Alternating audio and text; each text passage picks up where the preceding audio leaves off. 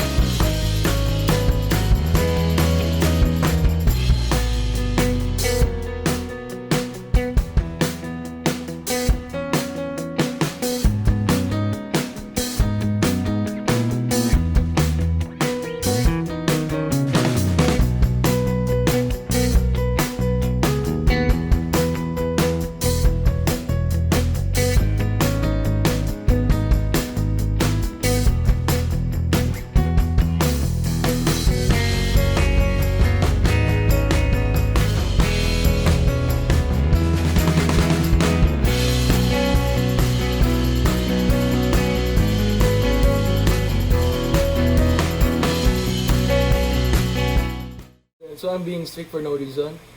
Sometimes. What? Just sit here.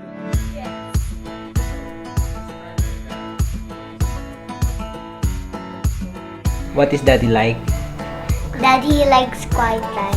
Instead of saying good morning, he goes, good morning.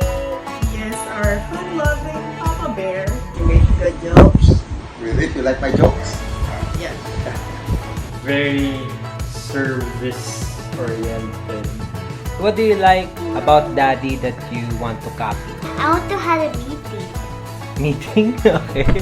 He is gracious and understanding. I want to just be like my dad, but less strict and less stressed. Help my children in their walk with God. This is Liam, 1 month old. You set to a standard of what to do na parang you're there for your kids. Good job, Anna. I never thought that I been seen it from that perspective as gracious and understanding. I hope I set the bar high enough for him to follow and supersede. Hopefully it carries on to the next generation. Happy Father's Day! Happy Father's Day, Papa. Boy, happy Father's Day. Happy Father's Day. Thank you.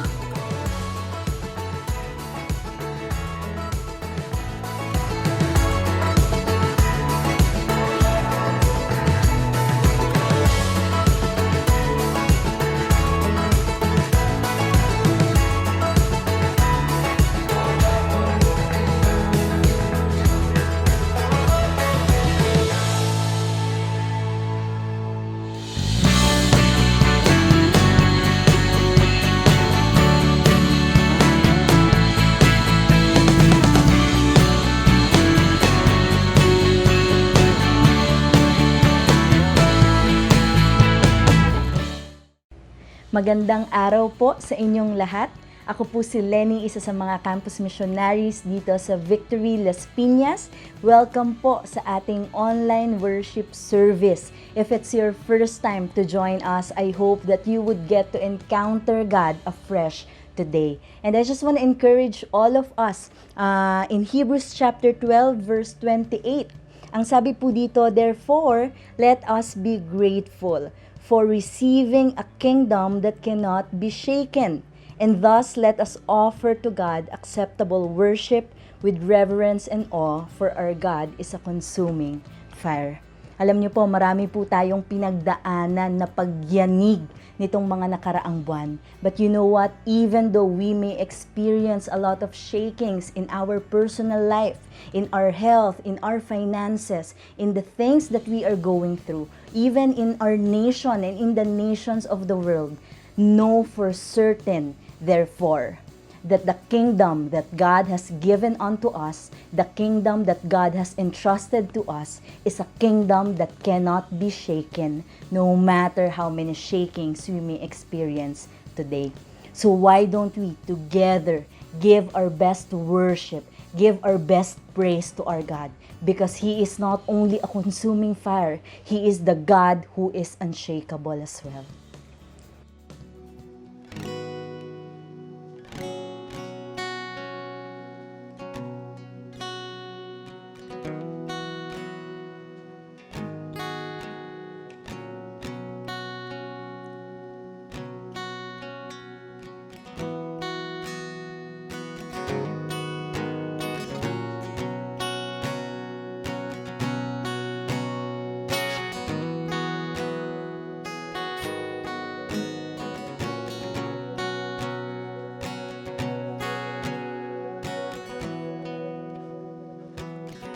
Everlasting Father, every brand new day it's you I see. I'm in constant wonder. Every breath I take, it's you in me. Here I am, surrender. Taste the love that lasts, and I want more. Nothing can separate me from your love, from your love. No mountain high, no valley deep. By your love, Lord. It's only by your love. Everlasting Father, every brand new day it's you I see. I'm in constant wonder. Every breath I take is you in me. Here I am, surrender. Taste the love that lasts, and I want more. Nothing can separate me from your love, from your love. No mountain high, no valley deep. By your love, Lord. And nothing can separate me from your love, from your love.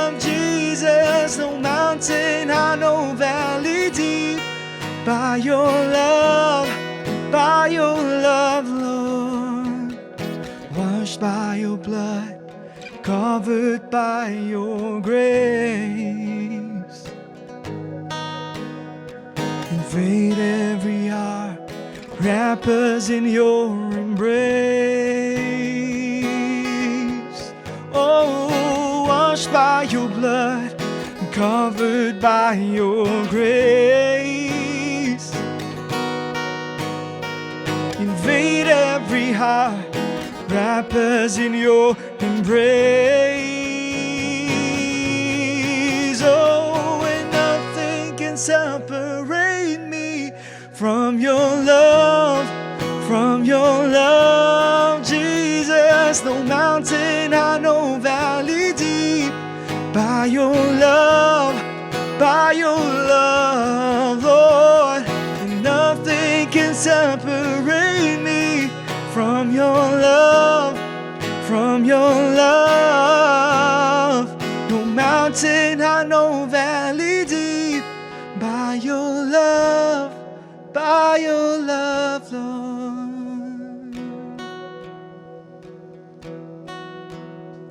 By your love, I am here. I still stand. Oh.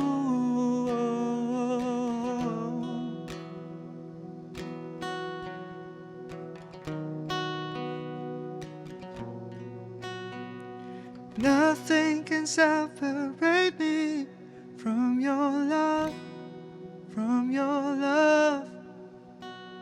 No mountain high, no valley deep, by your love, Declare, nothing can separate me from your love, Lord. No mountain high, no valley deep, by your love, Lord.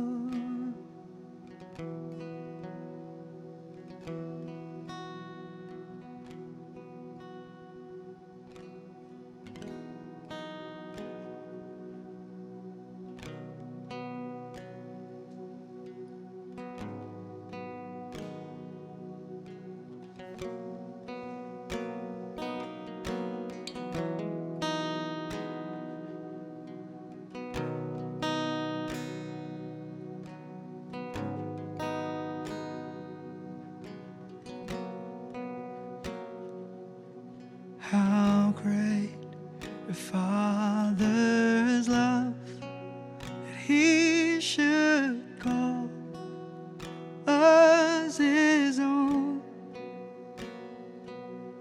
that we who once were lost can now be found in His arms. His love, it overwhelms me, overwhelms me, overwhelms me. His love, it overwhelms me, overwhelms me, overwhelms me.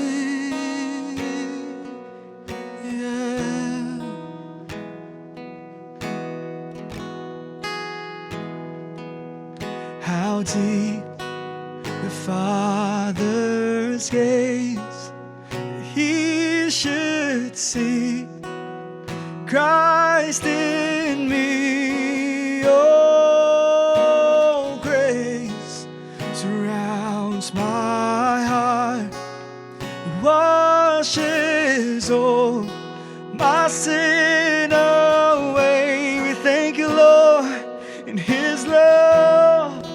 It overwhelms me, overwhelms me, overwhelms me. His love overwhelms me, overwhelms me, overwhelms me.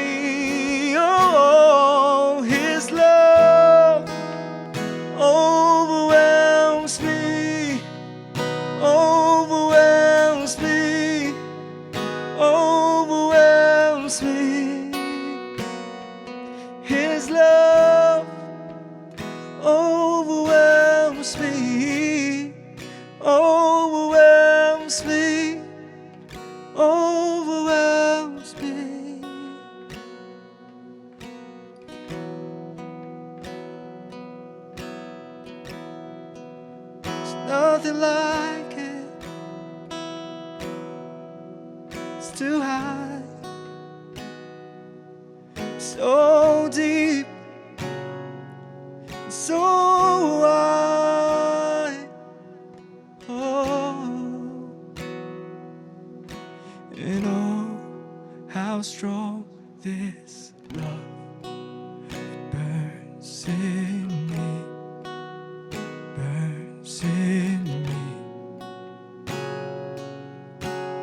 Oh, how strong this love, it burns in me, burns in me. And oh, how strong this love, it burns in me, it burns in me. And oh, how strong this love, it burns in me, burns in me. And His love overwhelms me, overwhelms me, overwhelms me. His love, it overwhelms me, overwhelms me, overwhelms me.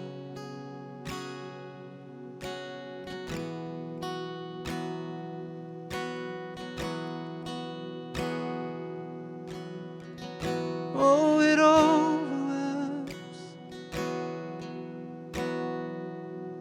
I've never known a love like yours, God.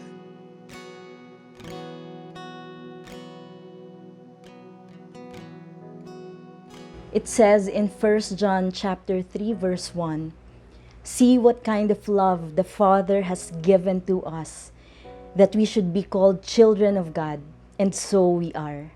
The reason why the world does not know us is that it did not know Him." This verse, my brothers and my sisters, shows us the quality and the measure of God's love towards us. And today, that is what we are celebrating, the Father heart of God towards us, His children. So why don't we pray? Heavenly Father, thank you so much for your faithfulness in our lives.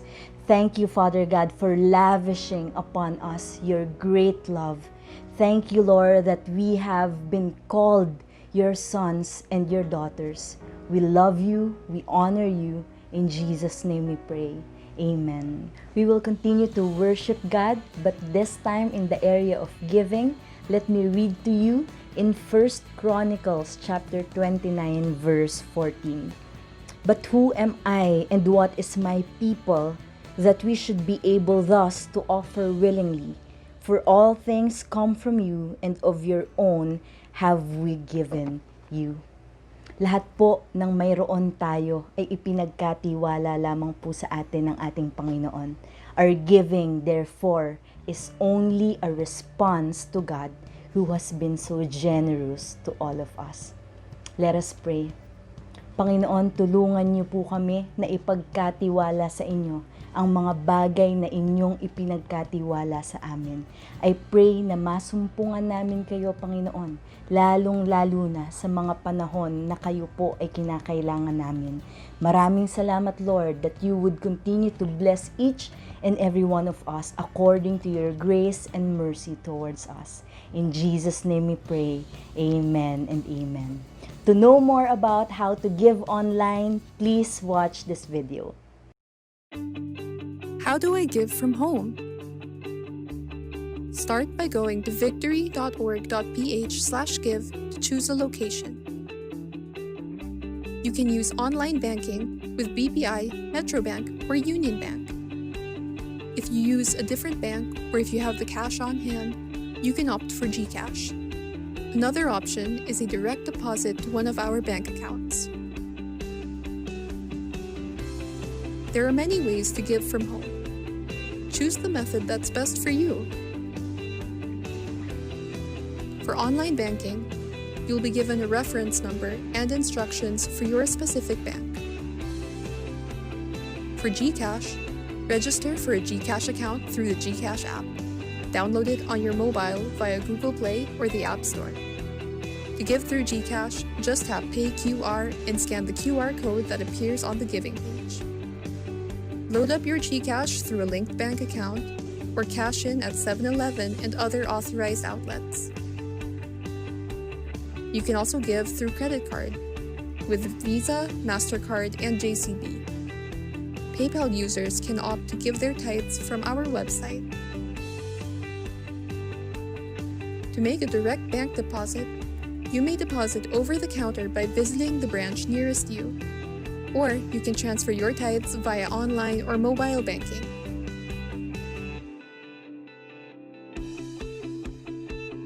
There are so many ways to give. You can choose. For more details, go to victory.org.ph/give. In the midst of the changes we face around us, let us continue to anchor our faith in the God who never changes. We put our trust in Him, for He never fails. May the Lord continue to honor our faith in Him through our giving.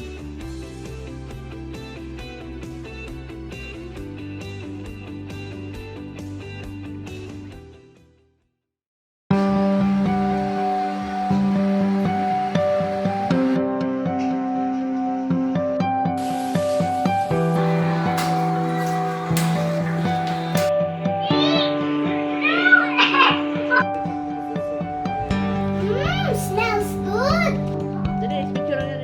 Smile!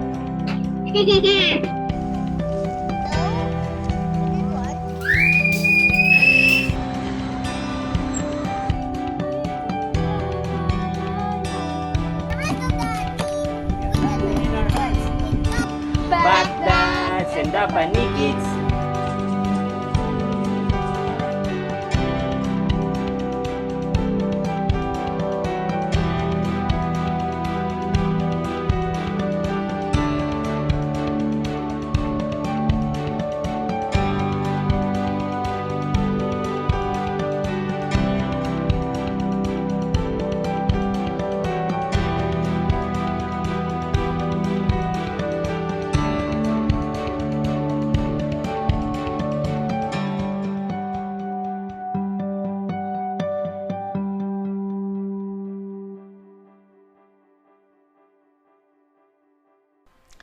Thank you for that beautiful video and thank you Lenny for that exhortation.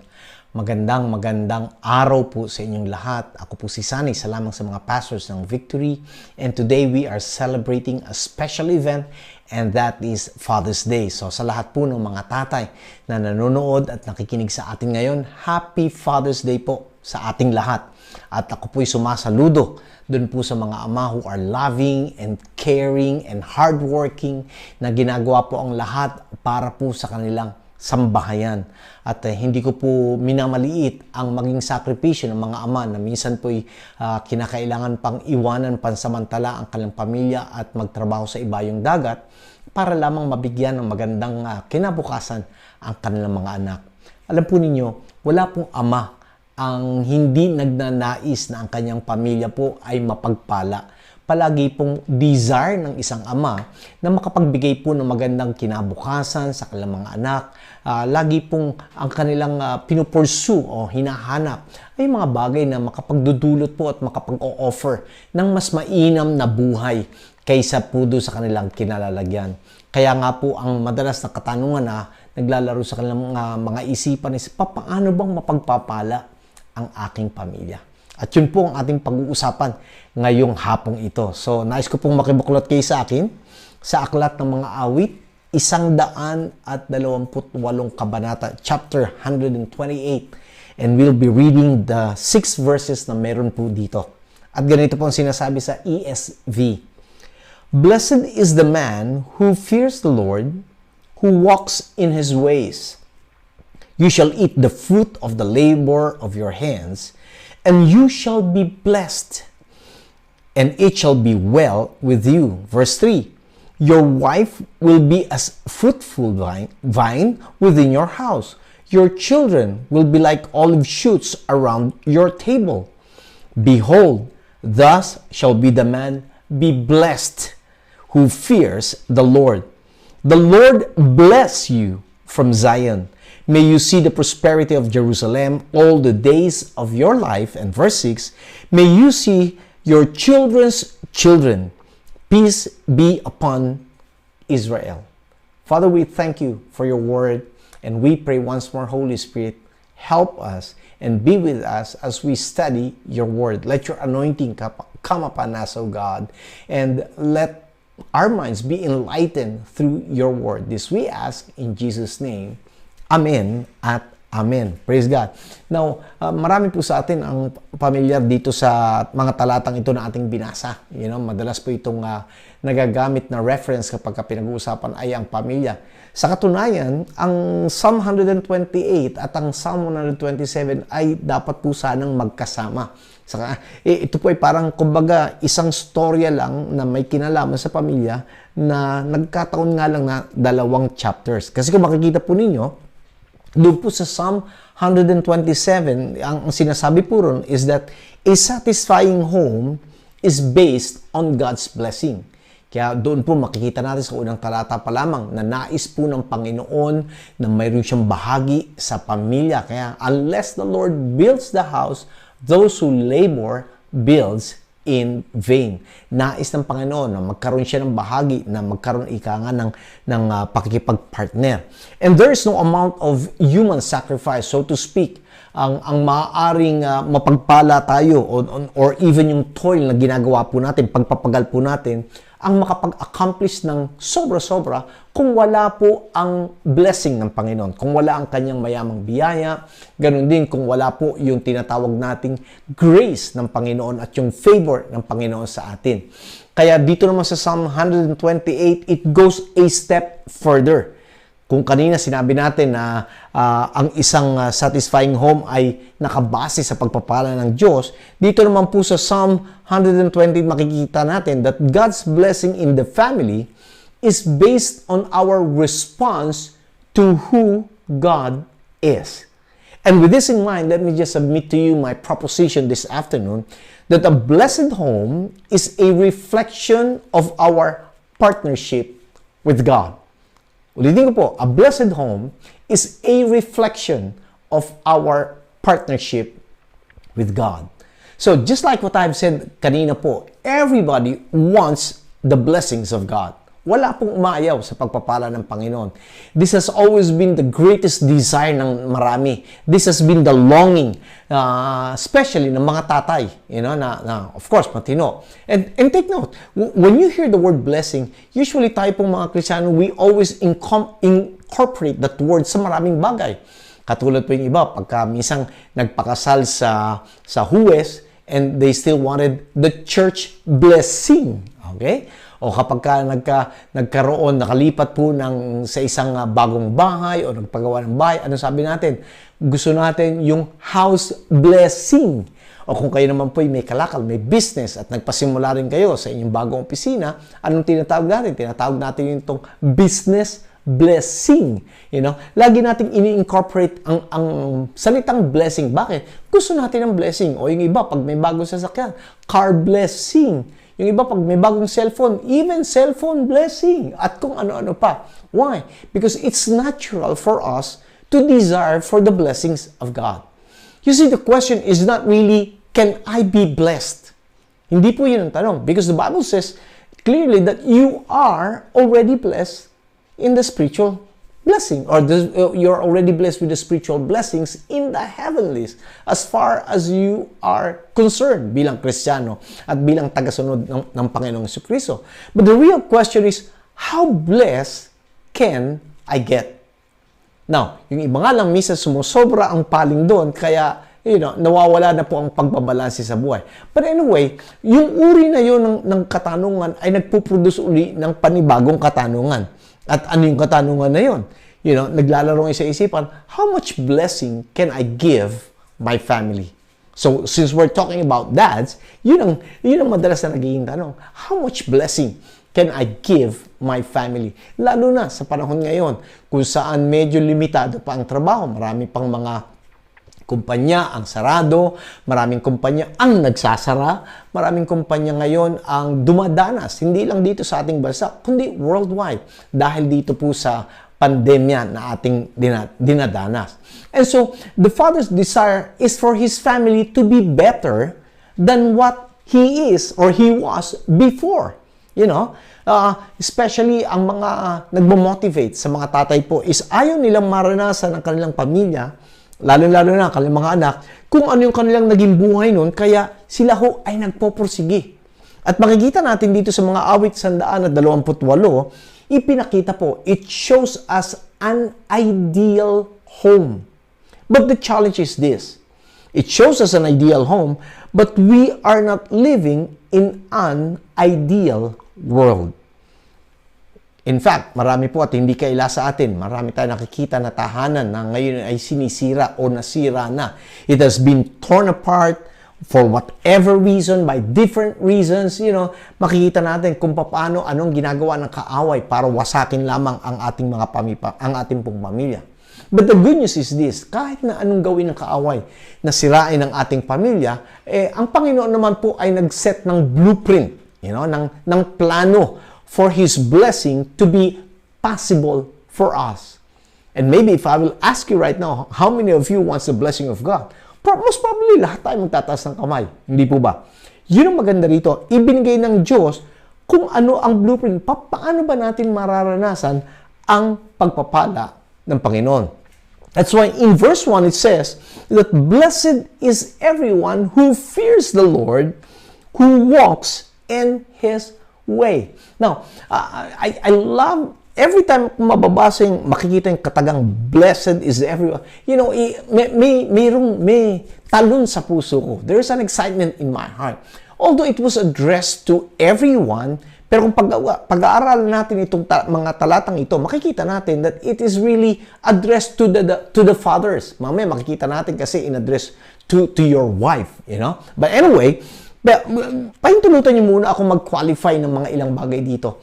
You see, 4 na beses pong ginamit yung salitang blessed dito sa buong kabanata ng 128. Pero bagamat in one way or in one form or another nagamit yung salitang blessed, ito po ay hinango sa dalawang magkaibang Hebreyong salita, yung original na Hebrew word na ginamit po rito. In fact, dito po sa unang 2 talata, yung verses 1 and 2 na nabanggit ang katagang blessed, ang ibig po sabihin nito ay yung kinuha sa salitang Asher, parang yung pangalan ng isa sa mga tribo ng Israel, Asher, which means happy.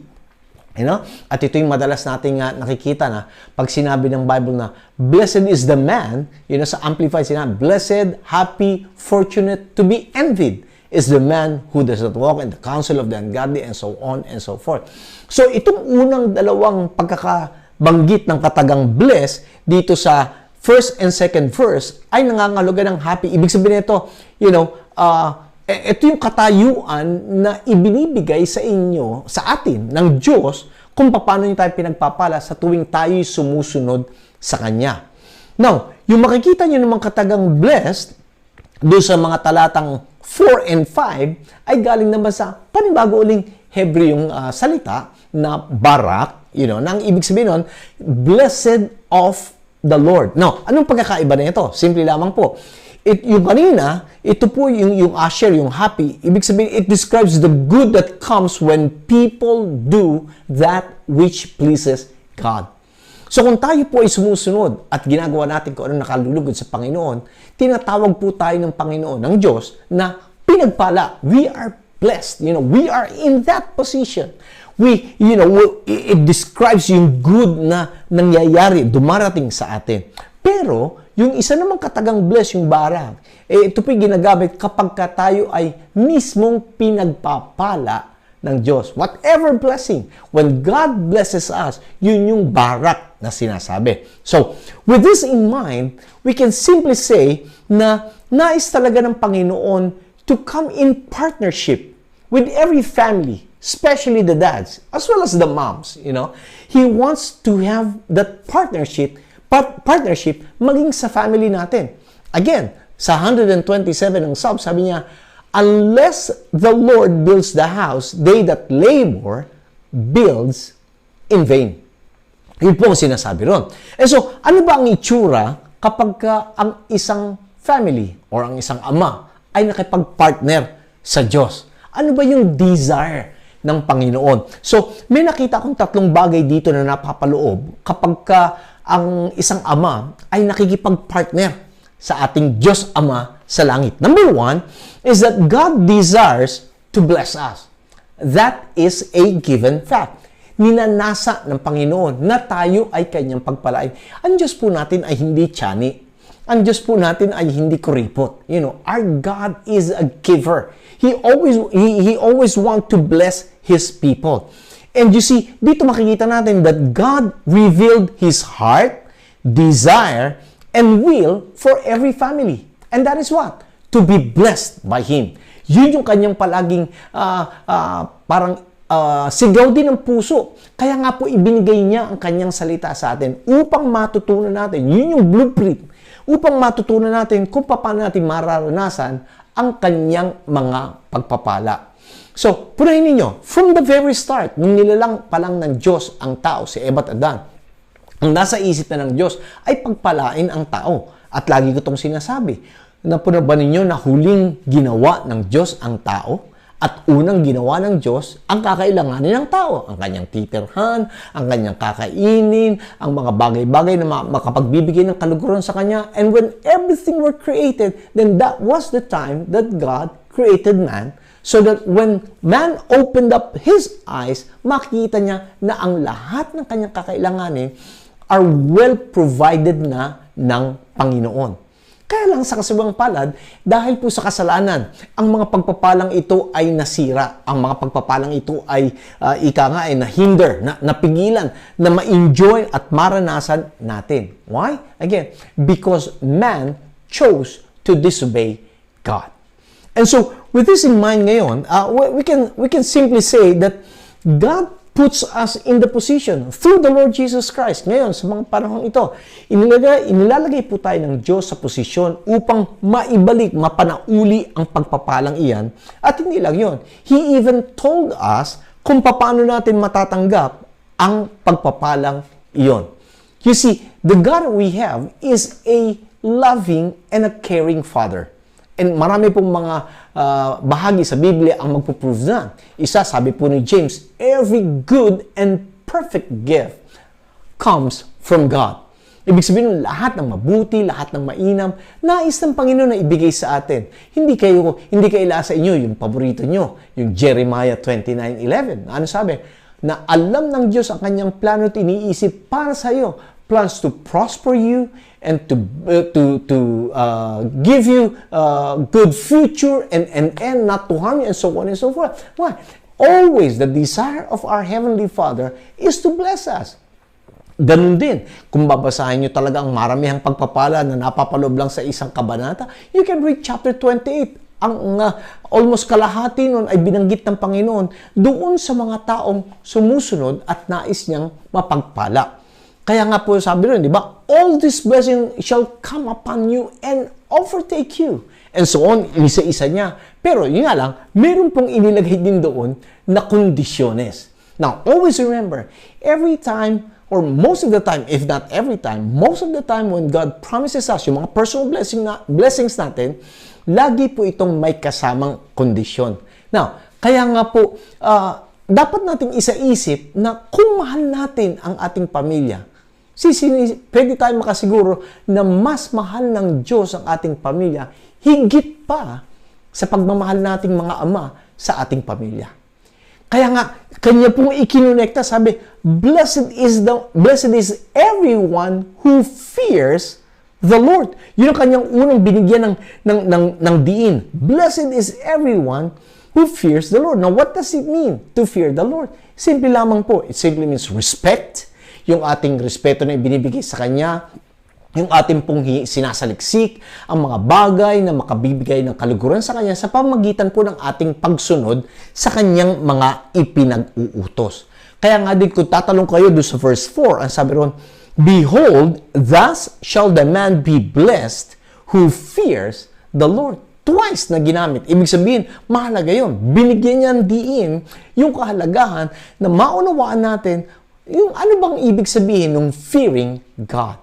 Now, you see, when a person fears the Lord, syempre, kung ikaw ay may respeto sa Panginoon, hindi mo na naisin na gumawa ng mga bagay-bagay na makasasakit sa kanyang damdamin. Yun ang napapaloob doon. Pero, you see, bago natin basahin yung mga pagpapala na binanggit doon sa verse 4, kasi sabi, thus is the man, thus shall be the man be blessed. Now, bakit niya nasabi yun? Because yung mga naunang talata ron are the blessings na napapaloob. Pero bago natin basahin yun, ituloy din natin, ano ba yung muling desire ng Panginoon? On the same verse, do sa verse 1 na yun, sabi niya, God desires us to obey His ways. Sabi, who walks in His ways. You see, ang pagpapala po ng Panginoon ay it's directly connected, or should I say, it's a direct product of obedience. The blessings of God are direct product of obedience. And again, hindi lamang po basta direct product, kundi ang maganda nito is that sinabi niya sa atin kung paano natin makukuha ang mga pagpapalang ito. Now, pag-usapan natin ng kaunti yung kanyang mga kaparaanan. Bakit niya sinabing it is important for us to obey His ways? You see, marami po sa atin, tinitignan natin ang kaparaanan ng Diyos na para bagang mahirap. Well, in reality, if you're going to look at it, really, on the surface, it looks hard. You know why? Dahil hindi po tayo sanay na gumawa ayon sa kaparaanan ng Panginoon. Hindi tayo sanay na sumunod sa kanyang kaparaanan. We were trained ng mundong ito to use the ways of this world, para makuha natin yung mga bagay na gusto natin. Kaya nung tayo po yung nakakilala sa Panginoon, we started reading His Word, and nakita po natin, ang hirap sumunod sa Panginoon. Bakit? Because once nagdawin natin ang kaparaanan ng Diyos, pati yung maraming mababago sa atin. Mababago ang ating pag-iisip, mababago sa atin yung mga habits na nakagawian na natin, mababago maging pananalita natin, mababago maging yung pananaw. Babaguhin talaga tayo ng kaparaanan ng Panginoon. So magandang ang isang bagay din po na pwede nating isaalang-alang dito is this. You see, bagamat kaya ng Diyos na pagpalain ng sinuman, okay? At in a snap of a finger, He can just bless anyone, but He will not just do that. He will not just bless us for the sake of blessing us. You know why?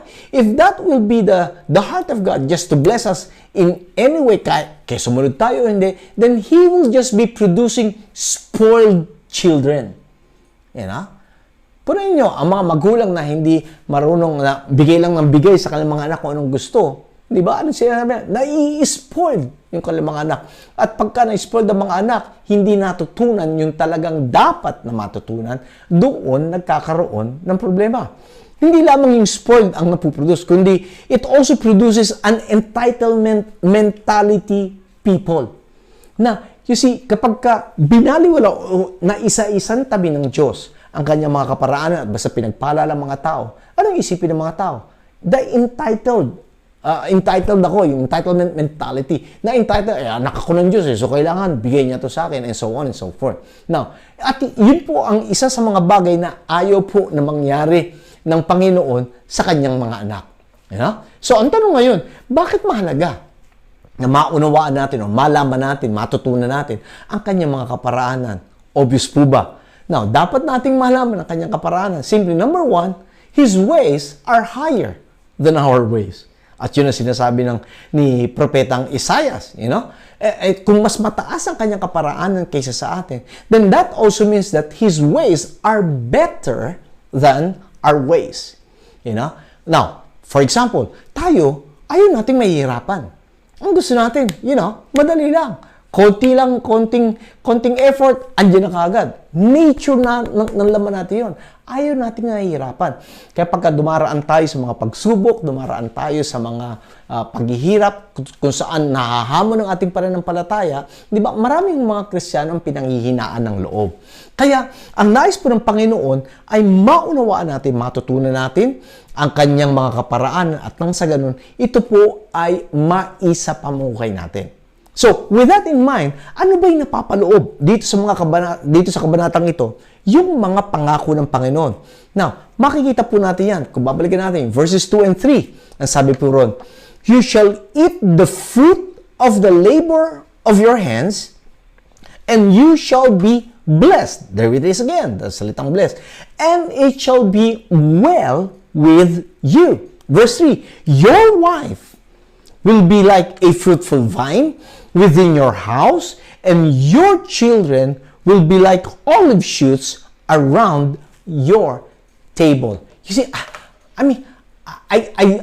I love these verses so much because makikita natin talagang mula sa tatay, sinabing mapalad, doon sa kanyang asawa, sinabi ring magiging mapalad, at hanggang doon sa kanyang mga anak. It covers everyone in the family. Ganun kabuti ang ating Panginoon.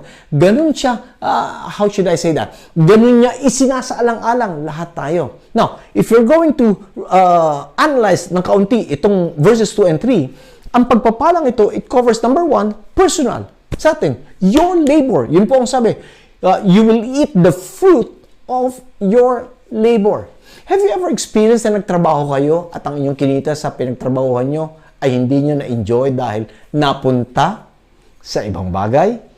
Napunta kunyari, biglang may nagkasakit, o napunta sa biglang may nasira sa bahay, kailangan paayos, and so on and so forth. Now, the promise of God is you will eat, you will enjoy the fruit of your labor. Hindi lang yun. Sabi niya, you shall be blessed. Ikaw ay pagpapalain, ikaw ay pinagpala. You will be happy, you will be fortunate, you will be envied by other people, and it shall be well with you. Meaning, eto yun, personally, when you come in partnership with God, your labor will be blessed, and God will put you in the position of grace and favor. Yung po sinasabi ron sa you shall be blessed. And the last part is that the blessings of God is all-encompassing. It will be well with you. So not just the material blessings, but even your health. You know, that's why in 3 John 2 it says, I wish you above all things that you may prosper and what? Be in health, even as your soul prospers. And then, verse 3 says, your wife shall be like a fruitful vine. Meaning, bago ko malimutan, you will find prosperity as a result of your work. Dads, your hard work will never be in vain. Because first and foremost, ang pangako ng Panginoon, He has given you the ability to produce wealth. Or sa ibang translation, He has given you power to produce wealth. So nasa ating mga kamay ang kakayanan para tayo managana at mapagpala ang ating buong pamilya. Kailangan lang natin gamitin ang ating mga kamay. Ang kamay nito ginagamit upang magtrabaho at upang mapagpala. Yun po ang sinasabi ng salita ng Panginoon. Now, let's go to the wife. According dito po sa verse 3, that your wife will be what? Will be like a fruitful vine. Okay? Within your house. Now, ano yung sinasabi dito? Now, we have to consider na yung Hebrew mindset again is that ang mga anak, sa isipan ng mga Hebreo, ang mga anak po ay pagpapala, hindi pabigat. Ulitin ko. Children are blessings. They are not burdens. Again, going back doon sa Psalm 127, ano sabi ron? Sons are a heritage from the Lord. Children, a reward from Him. Like arrows in the hand of a warrior, are children born in one's youth. And they said, blessed is the man whose quiver is full of them, and they shall not be put to shame when they contend with their enemies at the gate. So, sinasabi, the children are blessings, not burden. Pamana ito sa atin ng Panginoon. Reward ito sa atin ng Panginoon. Inahalin tulad sa pana. Kaya nga, pagka atin pong nagampanan ang ating responsibilidad sa ating mga anak, ang ating mga anak, ipagtatanggol tayo niyan. Hindi sila ang mga away sa atin. Sila ang magtatanggol sa atin. Yun po ang ipinapangako ng Panginoon ayon dito po sa sinasabi ng Biblia. That's why, again, tayo ngayon, mga magulang, especially tayo mga tatay, tignan natin ang tama ang ating pamilya. Sa asawa pa lang, titignan mo yung asawa na like a fruitful vine within your house. Pag tinignan mo yung mga anak, kahit medyo pasaway, they are blessings and not burdens from God. Now, don't get me wrong, no? I'm not saying na pagka ikaw ay walang anak, ibig sabihin nito, hindi ka blessed. Of course, God has His own reason why at times may mga tao na, hindi niya nabiyayaan or kung ano man ang dahilan. Sino na ang nakakaalam nun? But it doesn't mean na kung wala kang anak, hindi ka blessed. You are still blessed. Okay? Because again, Ephesians 1:3, you are blessed with every spiritual blessing in the heavenlies. Pero this is what I discovered. Sa mga ibang bansa na ako po'y pinayagan ng Panginoon na makarating, we discovered that doon sa mga bansang iyon, yung mga ibang mag-asawa, they would rather have a dog or other things kesa magkaroon ng anak. Now, eto naman, the difference is this. They can have children. Walang problema sa kanila. They can have, but they choose to have other things rather than having children. For whatever reason, I don't know. You can think of a lot of ways na posible doon. But still, that is a reality sa mundong ating ginagalawan. Now, let's continue.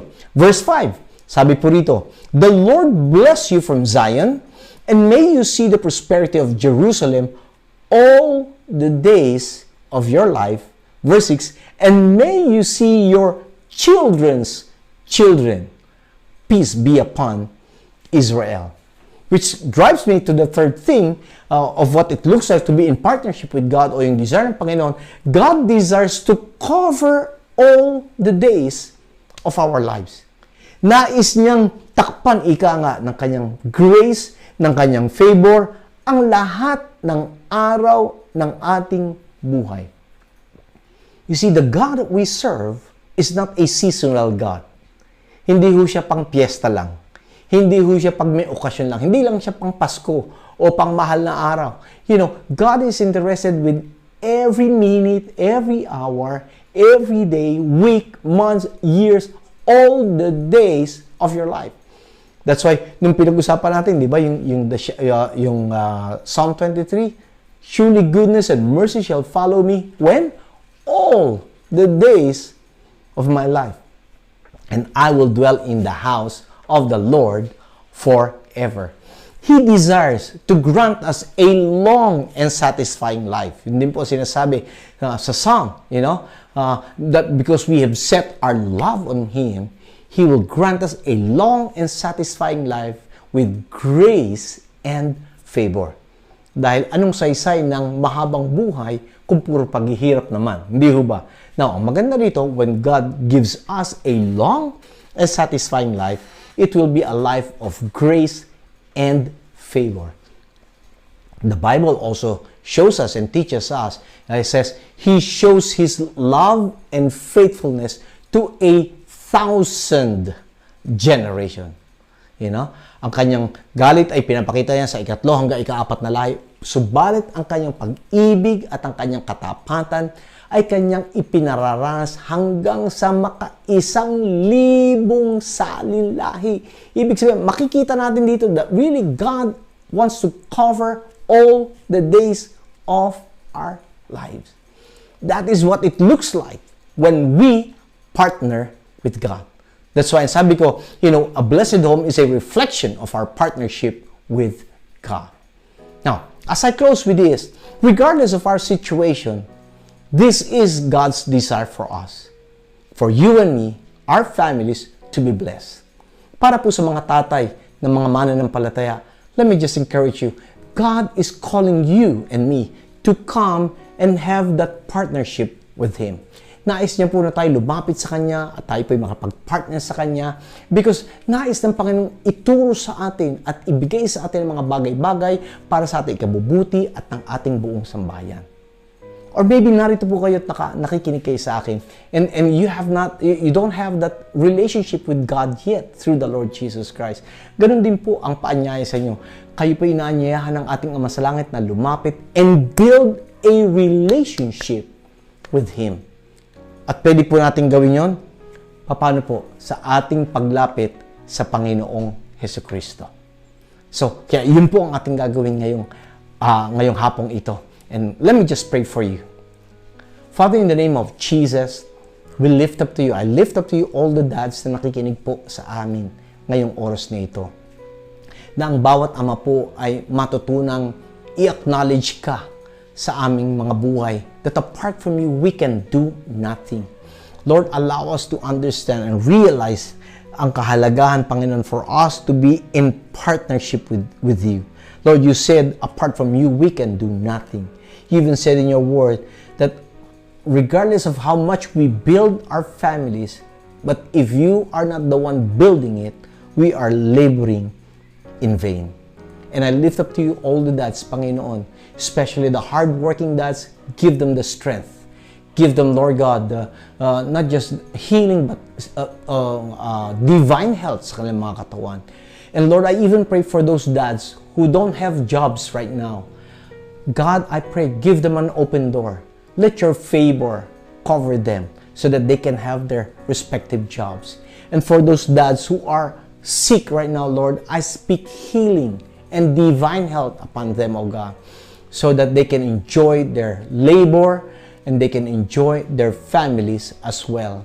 I even pray that you would give all the dads the wisdom that comes from you as we lead our family, O God. Allow us, Father God, to dwell more in your word, more than any place in this world. Lord, I even pray for all the moms that they would show support and that they would also pray for their respective husbands, O God. Salamat po, Panginoon, you have called the dads and the moms to be in partnership also with you for the rearing of their children and their family. And I pray, Father God, na patuloy din po nilang tulungan ang kanilang asawa na sa pag-aaruga ng kanilang mga anak. Dalangin ko din po ang mga anak, Panginoon, na matutunan nilang magpasakop at sumunod sa kanilang mga magulang. At lahat ng ito ay aking hinihingi sa pangalan ni Jesus. Amen at amen. At para naman po dun sa mga tao na wala pa pong ugnayan sa Diyos at nais nyo pong magkaroon ng makatotohanang ugnayan sa pamagitan po ni Kristo Jesus, nais ko po kayong anyayahan na ipanalangin ito at anyayahan natin si Jesus na pumasok sa inyong puso at maging Panginoon at inyong tagapagligtas. Sundan nyo lamang po ang panalangin ito. Sabihin po natin, Ama sa Langit, sa pangalan ni Jesus, kinikilala ko na hindi ko kayang iligtas ang aking sarili. Kaya't lumalapit ako sa iyo at naghahayag ng aking labi na si Jesus ang aking Panginoon, aking tagapagligtas. Salamat po sa kapatawaran ng aking mga kasalanan at sa pangakong buhay na walang hanggan. Tinatanggap ko ito sa pangalan ni Jesus. Amen at Amen. Praise God. Muli, para po doon sa mga nanalangin noon, meron po kayong makikita diyang link sa ibaba, yung connect link. Please, padala niyo po kaming mensahe. Parating niyo po sa amin na kayo po ay tumanggap sa Panginoong Jesucristo at gusto po namin kayong tulungan na sa inyong bagong paglakad na kasama po ang Panginoon. We will be connecting you sa ating pong mga kapatid. Huwag po kayo mag-alala, wala po silang hihingi sa inyo. Tutulungan lamang po kayo na kayo lumago sa inyong pagkakakilala sa Panginoon.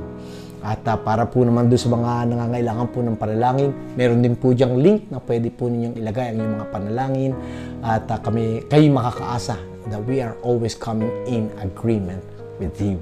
Praise God. Napakabilis po ng oras. Tapos na naman po tayo. At itong buong linggo, haharap na naman tayo sa mga pagsubok sa buhay nito o anuman, kasama ng pagpapala ng Panginoon. At tayo po'y kailangan laging handa. So inaanyayahan ko po ang lahat na tumayo at tayo po'y magwawakas sa panalangin, gaya ng ating ginagawa. Taas po natin ating kamay sa Panginoon at tanggapin ang kanyang pagpapala. The Lord bless you and keep you. The Lord make His face shine upon you and be gracious to you. And the Lord turns His countenance on you and grant you peace. Thank you, Father God, for everything that we have learned today. And thank you, Lord God, that you have showed us how to be blessed in your presence and in walking in your ways. This whole week, O God, thank you for blessing the works of our hand and for making us a blessing to other people. In Jesus' name, amen and amen. Praise God. So muli, ito po si Pastor Sunny ang nagpapaalam sa inyo at lagi po natin tatandaan, kay Kristo, bawat araw ay mayroong pag-asa.